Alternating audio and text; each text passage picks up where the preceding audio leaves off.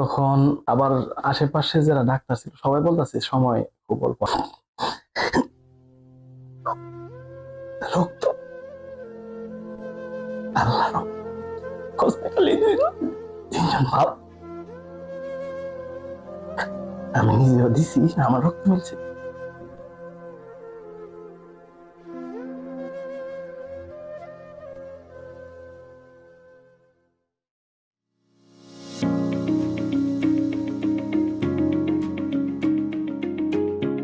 আসসালামু আলাইকুম, আমি শহীদুল ইসলাম।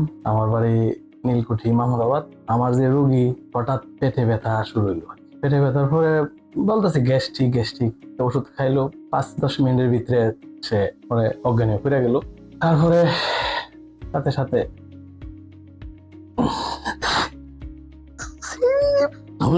ফোন দিলাম, পরে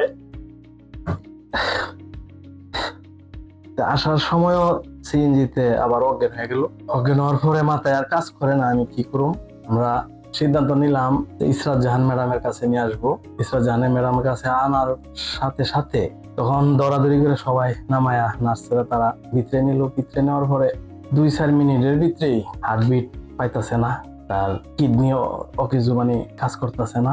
তার সাথে সাথে পরে ইসরাত জাহান ম্যাডাম আসলো, আইসা পরে আবার ইয়াতে লাগাইলো, যে আলটা করার জন্য। দীক্ষা বললো যে সময় নাই, বললো যে বাচ্চাটা টিউবে নাকি, মানে ওই জায়গায় নাকি ও বড় হয়েছে, বড় ওই জায়গায় ব্লাস্ট হয়ে গেছে। ব্লাস্ট হয়ে যাওয়াতে শরীরের যা রক্ত আছে সব পেটের মধ্যে আইসা পড়ছে। পেটের বইরা একবারে বুক পর্যন্ত তার রক্ত আইসা গেছে, আর শরীর একেবারে হলুদ হয়ে গেছে।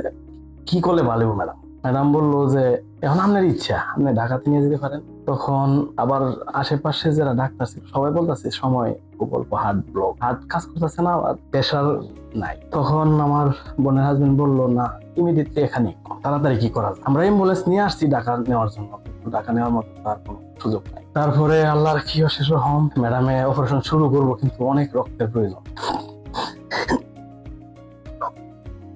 রক্ত,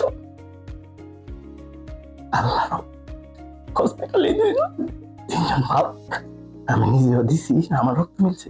তারপরে অপারেশন শুরু করলো। তো ইনশাল্লাহ এখন আমার ওয়াইফ তানজিন আক্তার হবে, এখন তো আল্লাহর রহমতে এখন সুস্থ। বাকি আল্লাহর ইচ্ছা।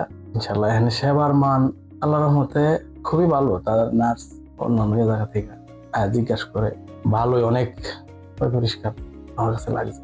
যারা ডাক্তার দেখাইতে ভয় পা, এইগুলি ভুল ধারণা। আমি যদি 1 সপ্তাহ আগে ডাক্তার দেখাইতাম হয়তো আমার ওয়াইফের এই অবস্থা হইতো না। ম্যাডামে বলছে আপনারা গাফিলতি না কইরা বড় ঝুঁকিতে যাইবার আগে ডাক্তার দেখাইলে সামথিং ওষুধ দিব, শেষ।